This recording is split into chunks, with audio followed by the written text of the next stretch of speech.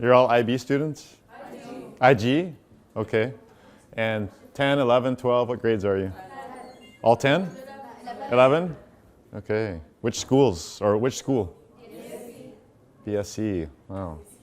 So how much practice or experience do you have in oral presentations or like presentations? A lot of practice? No, not too much practice? Okay, you have a lot of practice, a lot of experience. What tips could you give us about giving presentations? Very confident, always know what you're talking about, maintain eye contact, speak in a loud voice. Mm-hmm. So if I'm giving a presentation, I should maintain eye contact like with you? I should just like stay focused on you? Okay. Oh, on everyone. Oh, okay. All right. And what's your secret to confidence when you're about to give a presentation?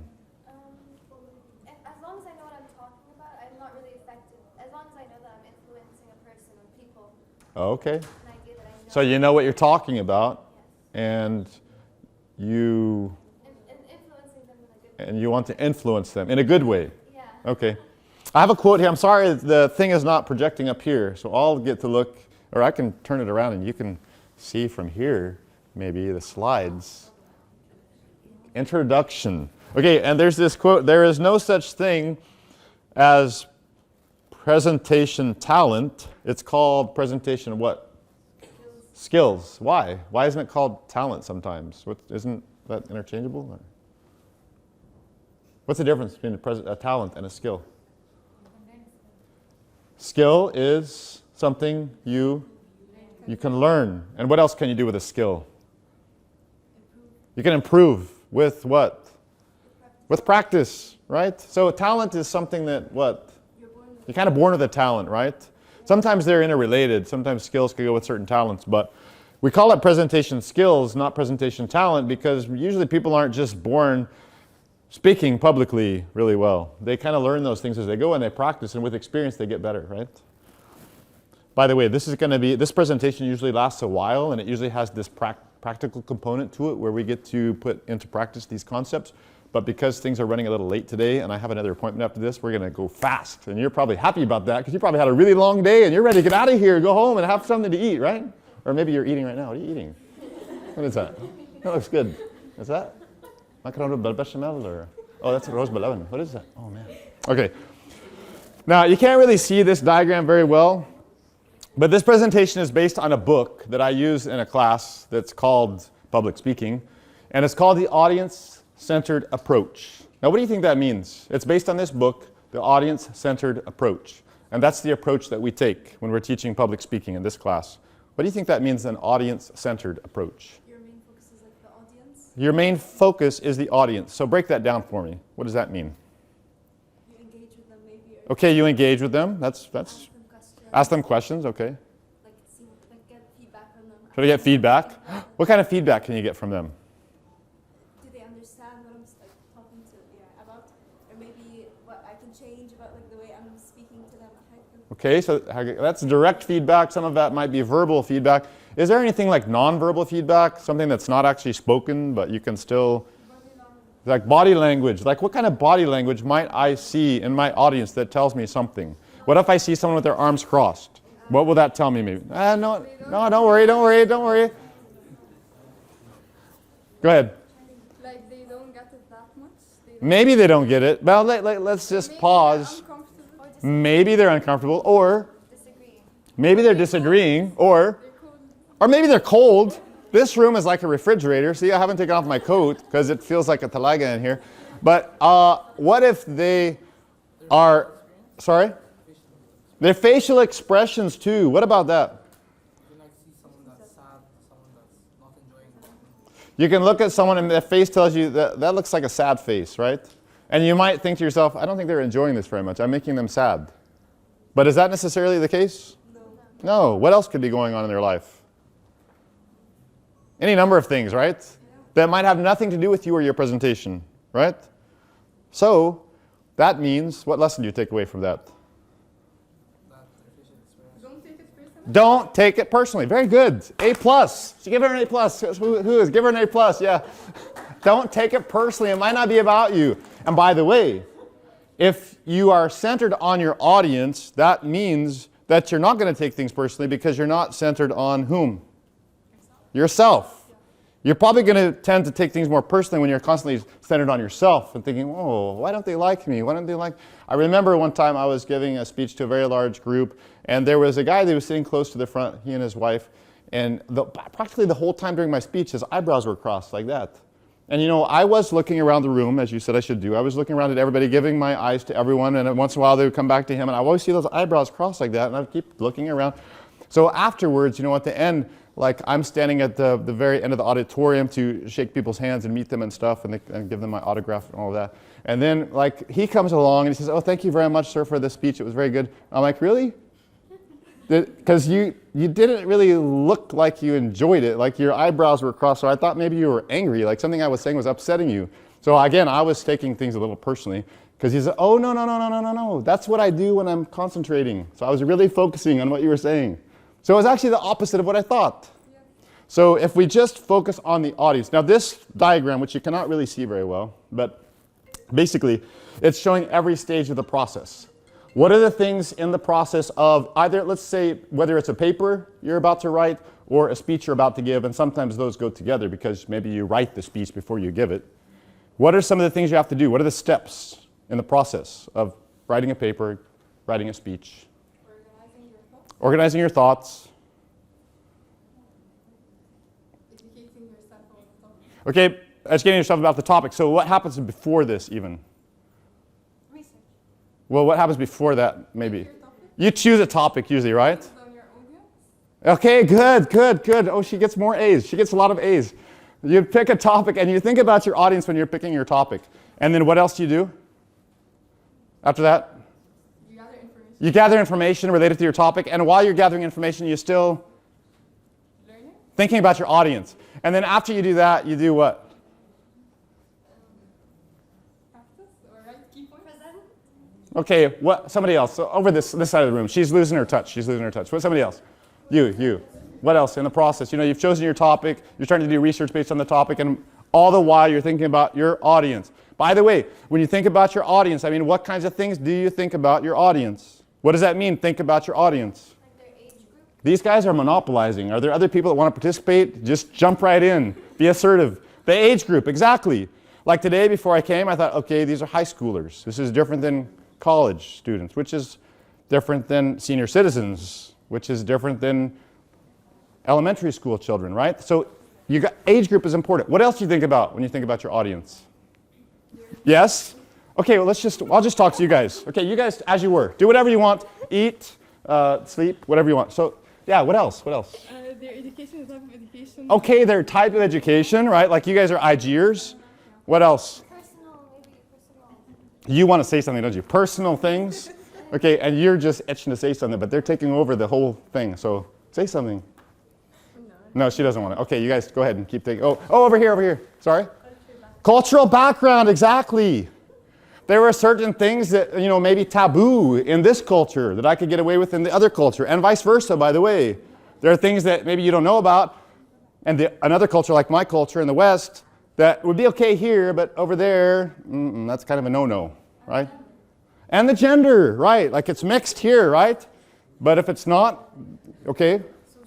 Social background, like what? No, that's good.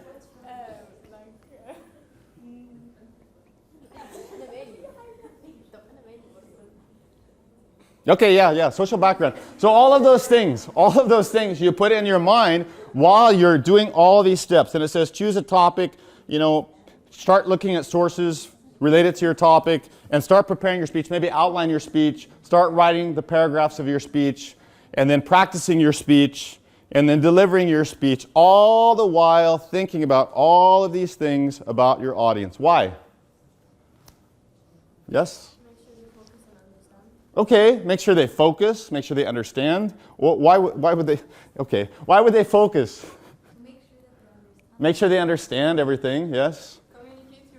Communicating your points. To connect. We want to connect with our audience, right? Now, how can you better connect with your audience how can you better connect than being audience-centered, right? That's how you start connecting. Okay, enough on this one because we only have 10 minutes left. So, basic considerations overall when you're preparing a message to give to a group of people to inspire. Your purpose, your audience, this setting. The setting. What about the setting? Yes? Oh, you? Wow, okay. Maybe, for example, the temperature. The temperature. What about the temperature? If it's too cold, maybe they may be uncomfortable, or too hot. I mean, it has to be the perfect temperature. Okay, you said they have to be comfortable. So again, you're going back to audience-centered, right? So, okay, so tell me more about this. So you're thinking about, I want my audience to be comfortable. Now, As well as the presenter. As well as the presenter. You also need to be comfortable, right? You notice I didn't take off my coat because I felt it's a bit chilly in here, which is fine. But I'm prepared. I'm prepared for the Egyptian cold winters. The idea behind setting, I don't know, how many of you ever watched Friends, the sitcom Friends? Oh, a lot of you, okay. I thought it was just us old fogies that watched that. You still watch that stuff. So I don't know if you remember, do you remember when Susan Sarandon, she's a famous actress, redheaded actress, was a guest star on the show. And of course, Joey was so excited because Joey was a budding actor. He was just starring in soap operas and commercials, and he was just trying to be an actor. And then he got to meet this veteran actress, so he was like so excited. They were all excited, but he especially. And he wanted her to watch him practice a scene from one of the shows he was trying out for to give him advice. Does anybody remember that? You remember that episode? Do you remember what advice she gave him when he went into this room and started talking, doing his little monologue? Do you remember what she said to him? To become the character? Yeah, probably. That's not the part that I remembered, but maybe. Something about the setting. It's related to the setting. Use your surroundings. Sorry? Use your surroundings, maybe? Use your surroundings. No, that's good. Sorry? Open body language? Probably. She probably said all those things. The one thing that I remember she said was own the room. Joey, you got to own the room. Okay? So when you're giving a presentation, a public speech, you need to go in with the mindset, with the setting that, okay, right now for this period while I'm giving this presentation, maybe a little bit before and a little bit after, I own the space. So that you have this kind of confidence that it's exuding from you, and the people will feel it, and then they will feel relaxed, believe it or not.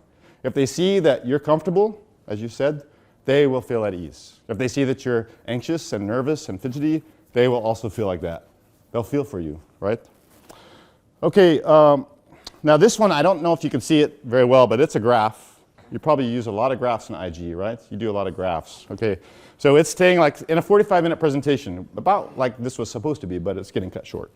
So like in the first 10 minutes, usually have the audience's rapt attention for like 10 minutes in a 45-minute presentation. Why? Any ideas? Well, in the first 10 minutes of like, say, a 45 to 50-minute presentation, you usually have your audience's attention. It's the first impression. It's first impression. They're willing to give you a chance in the beginning, right? They're like, oh, let's check this person out, see if they're worth their salt. What else? Interest? Interest in the topic. What else? When you, as a speaker or a writer, Give an introduction. sorry? An introduction. We should give like an introduction about that presentation. Or what we're going to be talking about. Okay, so the person presenting is usually giving an introduction, right? So the audience wants to find out, okay, what's this about? Is this going to be Sleepville? Is it going to be time to chat on WhatsApp? What's going on here? Should I listen? Should I pay attention? Is it worth it? What else? When you're the writer or the presenter, what do you usually think about when you're first introducing the topic? As you're first writing those first lines, or you're getting ready to deliver those first lines, what is it that you want to do? You want to grab their attention, right? So generally people spend time on that first little part. So it's like usually a hook, we call it, right? To hook you, reel you in. Then what often happens in the middle of, like, say, a 45-minute, after the 10-minute mark, all the way down to like the 30-minute mark or so, what starts to happen? Look at the graph. We see that one. It starts waning, right? Start getting bored. Why do you think that is? They've heard enough. Yeah, they've heard enough, yes.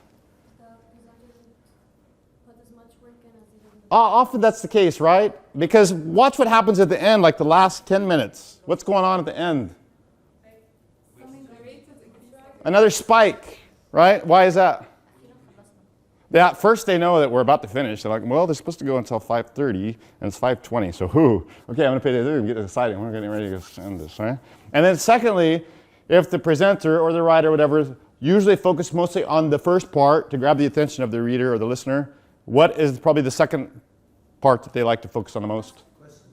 Oh, the questions? Okay, yeah, questions are fun, aren't they? I love questions. But right before the question period, what do you usually have? The conclusion.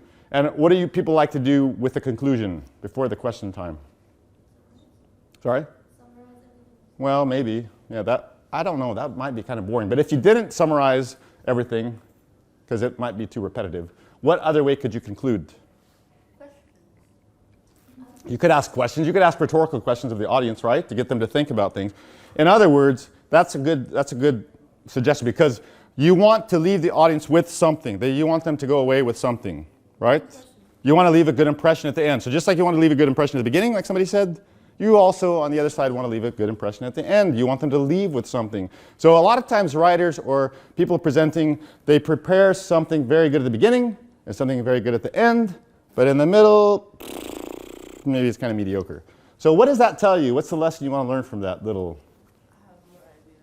Have more ideas. When? Where? Why? How? Is it young? So it doesn't get boring? Lots? We have to make sure that the beginning is usually very interesting, so like the audience can, like, the effort you put is So you overall don't the get same, bored in because, the like, middle. be interested in what's happening. Mm-hmm. But if the Yeah. beginning is like quite boring, everyone will Yeah, they'll start leaving. Well, I gotta go to the bathroom. Yeah, so keep your effort going all the way through consistently. Oh, welcome back. Where were you? I missed you. You took a nap? I guess be very engaging. Be very engaging. Consistent with the audience. Yes. try to deliver your message with more like enthusiasm. Yes. Oh, I'm glad you said that. We're going to kind of skip around. We're not going to follow the slides in order directly because we're running out of time. So I'm glad you said enthusiasm. So what is it that a lot of people experience before they know they have to give a presentation? Nervous. You know what people fear more than death? Statistically? Presentation. Public speaking, presentations. Yeah, their social image, and maybe, especially at your age.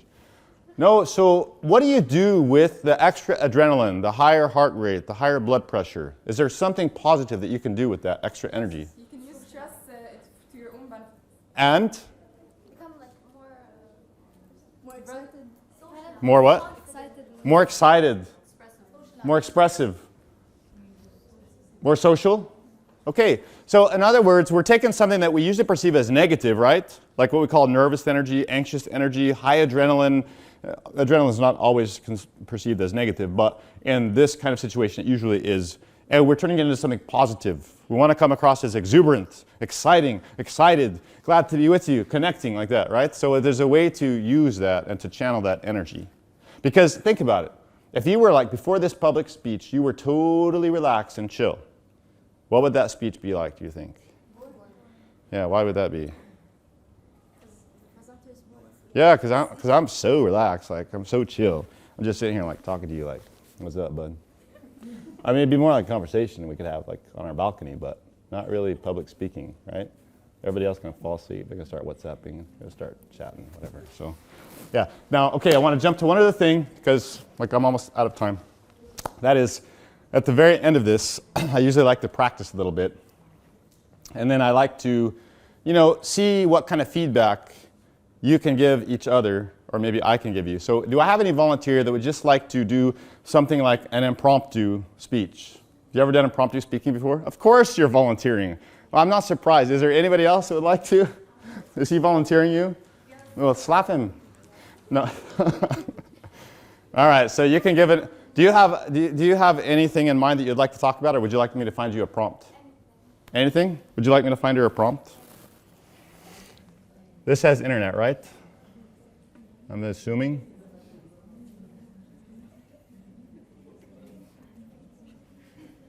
Okay, I'll give you a prompt off the top of my head. Okay, and with this prompt, I'll give you like a minute to think about it, a minute to kind of organize your thoughts, sort of rough outline in your mind, and then you're going to just stand up and speak to us, okay? And you guys can tell her what you think, and any little pieces of advice you can give her based on your experience, expertise, and knowledge, and I can do the same. And then she can maybe try again, or somebody else can try, and then we'll call it a day. Sorry? You want to try after her? Okay.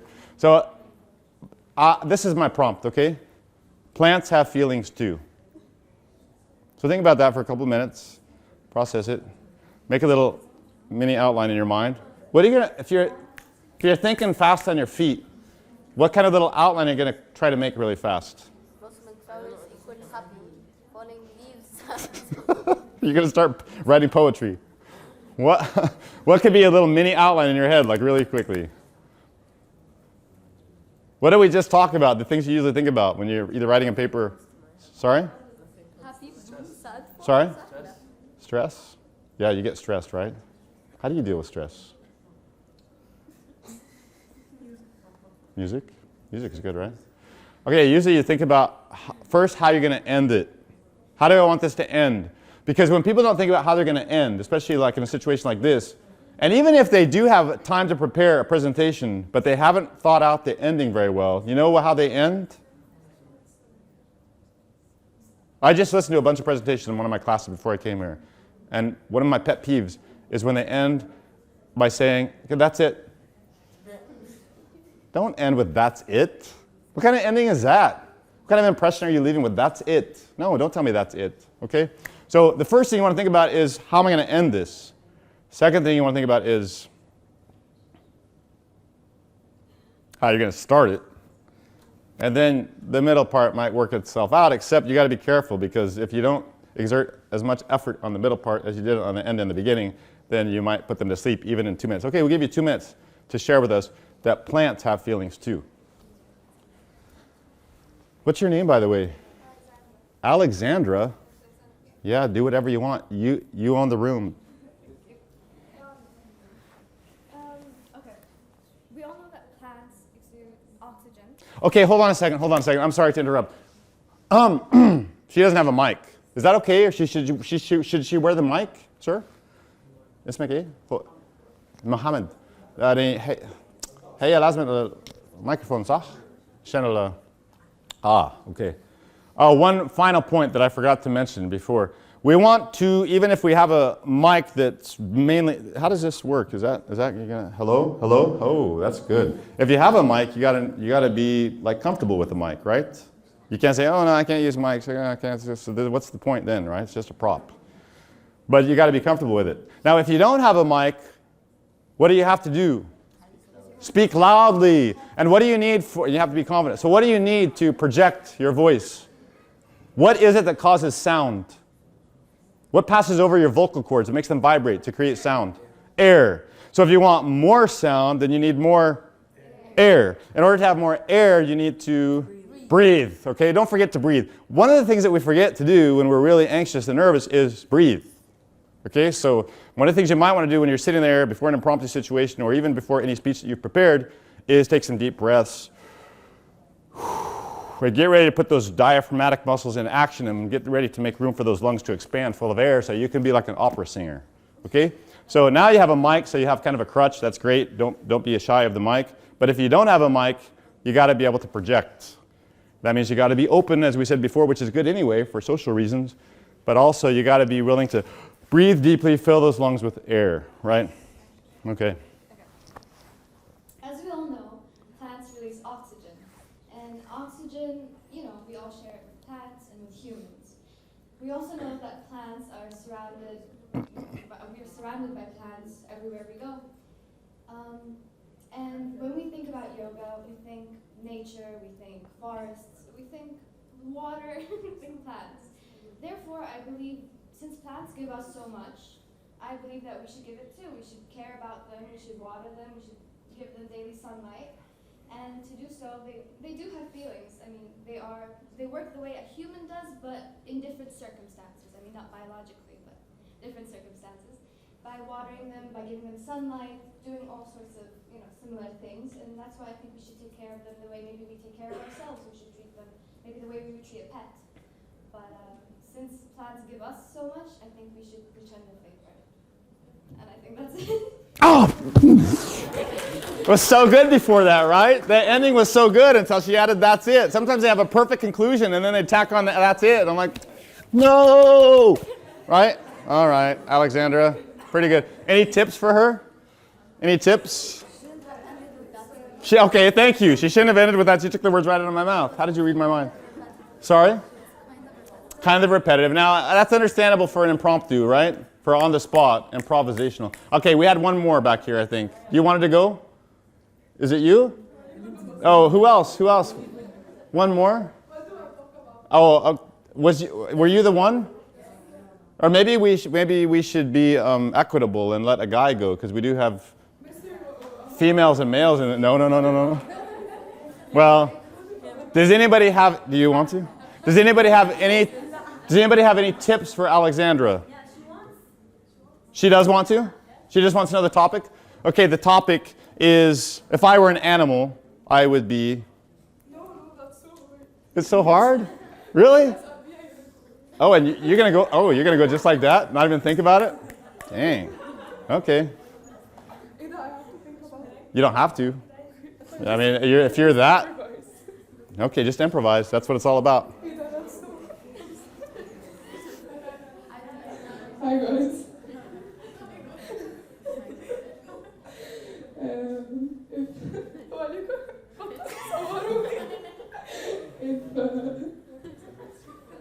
Well, if I were an animal...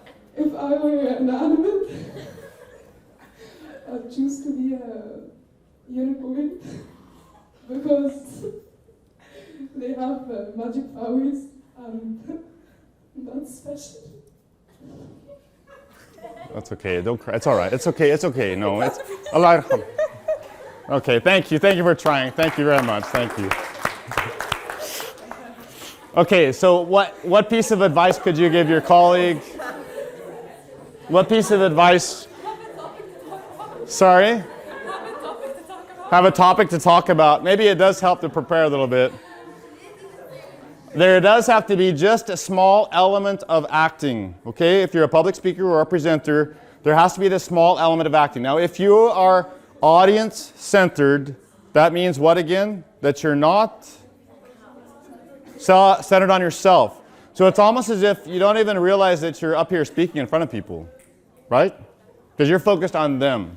So you're not focused on your nerves, you're not focused on anything else except the people around you, right? And that's going to put you at ease, baby, at ease. So answer the question. I think we're really out of time because really? Why is that? What if you're killed and eaten by all of us hamburger lovers? You'd be a female cow, so we're going to drink your... You'd be a cat?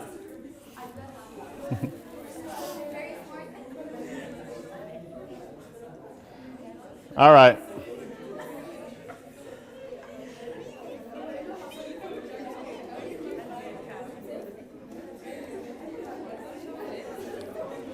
Okay, some final tips.